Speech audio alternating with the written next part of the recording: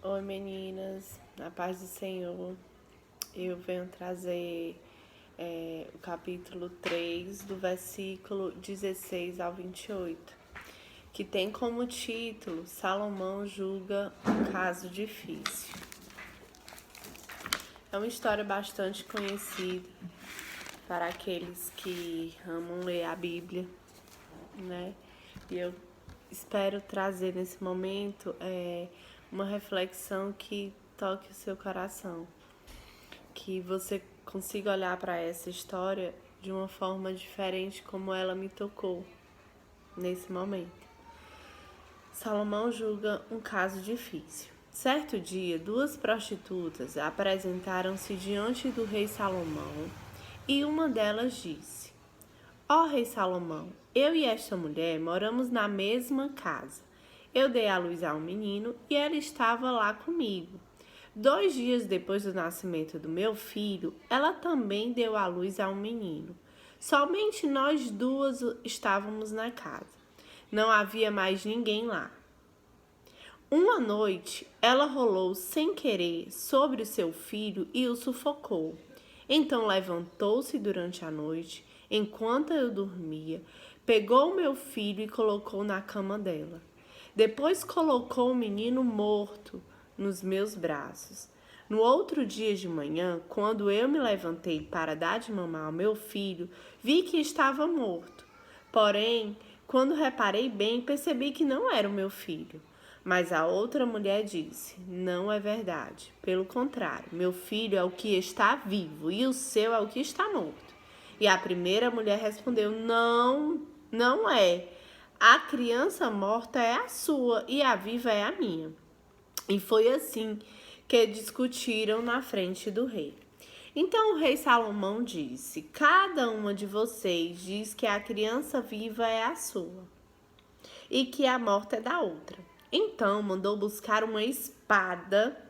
Quando a trouxeram, disse: Cortem a criança viva pelo meio e deem metade para uma destas mulheres. A verdadeira mãe do menino, com o coração cheio de amor pelo filho, disse: Por favor, Senhor, não mate o meu filho, entregue-o a essa mulher. Mas a outra disse: Podem cortá-lo em 2 pedaços, assim ele não será nem meu nem seu. Aí Salomão disse: Não matem a criança, entreguem o menino à primeira mulher, porque ela é a mãe dele. Todo o povo de Israel soube dessa decisão do rei Salomão.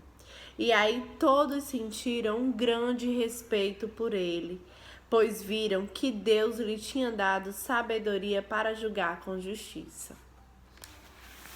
É a velha e conhecida história das duas mães e que o seu filho ia ser partido no meio, né? Eu conheço essa história desde quando eu era criança. Mas hoje o Senhor trouxe para que eu lesse, para que eu estudasse sobre esses versículos e tivesse uma nova percepção sobre essa. O rei Salomão, o significado do seu nome é paz. E o seu reinado é conhecido por poder, paz, sabedoria e prosperidade. Ele ficou conhecido por ter muita sabedoria, né? Por trazer paz diante da sabedoria. Quando agimos com sabedoria, as nossas decisões nos trazem paz, nos trazem prosperidade e nos mostram a autoridade que nós temos sobre a certeza da nossa decisão. Que o livro de Salomão possa trazer isso para as nossas vidas: sabedoria, paz, poder, autoridade, prosperidade. O inimigo tenta de todos os jeitos invadir a nossa mente, né? Quando ele encontra uma brecha, ele se alastra diante daquela brecha para nos tirar a comunhão com Deus. Eu imagino como essas duas mulheres sendo prostituta, morando numa casa, a dificuldade que elas tiveram para chegar até o rei Salomão. Acredito que deva ter sido muitas. E muitas vezes nós nos colocamos no lugar dessas prostitutas. Criamos uma barreira para conversar com Deus, para abrir o nosso coração, para sermos sinceras. E aqui Deus mostra que para Ele não existe isso, não existem barreiras. O Senhor quer sinceridade, o Senhor quer que honestidade, o Senhor quer nos conhecer. O Senhor Ele se importa em cada detalhe daquilo que nos atribula, daquilo que nos tira a nossa paz, daquilo que nos tira, daquilo que abrem as brechas. O Senhor quer preencher de uma maneira total. E o inimigo tenta tirar a nossa comunhão, começa a tocar a nossa mente de que não há esperança para os nossos casos, para a nossa situação que estamos vivendo, né? Muitas vezes a gente acha que a nossa causa é como essa dessa mulher. Quando ela levou pro rei Salomão, né? Naquele momento ela imaginava que a sua solução, o que estava acontecendo era algo impossível, era algo muito doloroso, era algo muito sofrido. E de fato é. Para uma mãe ter que levar o seu filho, ter que provar que o seu filho é seu filho, e de uma maneira tão difícil de provar. E depender da graça de Deus, né? Porque naquela época não tinha um teste de DNA para se provar. Não tinha a tecnologia que hoje tem, né? Eles ficavam à mercê da graça, né? E o Senhor, Ele se mostra fiel em todas as situações em que nós colocamos Ele. Independente do nível da situação, do grau de dificuldade, porque para cada um, ninguém pode julgar o que é mais difícil para um ou para outro, né? Enfim, o encontro das mães com aquela espada, né, gerou um coração quebrantado. A gente pode ver a espada nessa situação como a palavra de Deus, né? Um coração quebrantado, uma entrega total. Você tinha que entregar o seu filho vivo na presença de uma espada para que ele viesse ser partido ao meio.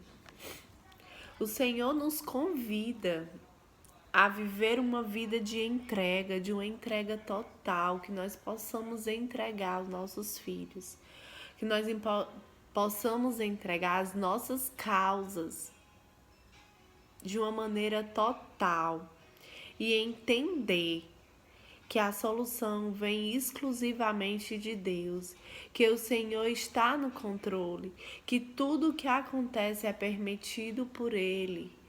O Senhor jamais perdeu o controle da nossa vida, da nossa causa, daquilo que para os nossos olhos é impossível, de que aquilo que o nosso coração está tão tenebroso, está tão duvidoso. O Senhor conhece nosso coração. Ele sabe que nós possamos, que da mesma forma que o Senhor mostrou àquela mulher que haveria esperança na entrega total a Ele, que o Senhor possa restaurar a vida de qualquer um que se encontra com o coração quebrantado diante da presença de Deus. Naquele momento, a espada gerou vida. Naquele momento, o Senhor gerou esperança. E a sabedoria que vem do alto céus prevaleceu. Porque o propósito que Deus tem para cada um, para cada causa, para cada situação, vai se cumprir. Que nós possamos ter um coração sábio, que nós possamos ter um coração de paz, um coração quebrantado, um coração verdadeiro, que nada nos impeça de abrir o nosso coração verdadeiramente diante de Deus. e que a sabedoria de Salomão possa ser a decisão correta para cada situação. E essa é a palavra de hoje. Amém.